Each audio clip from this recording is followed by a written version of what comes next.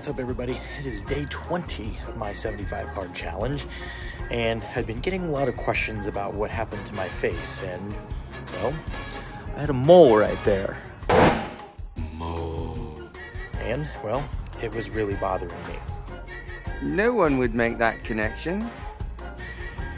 And I felt like I just needed to get it out of the way. Mole! Bloody mole! We're not supposed to talk about the bloody mole, but there's a bloody mole winking me in the face! I'm gonna chop it off and cut it up and make some guacamole!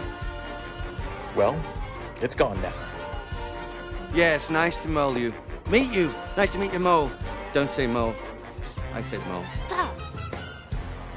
She gone. Mole, mole, mole, mole, mole.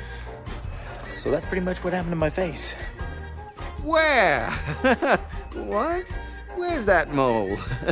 I didn't see one. That's day 20 in the books, and we'll see you tomorrow.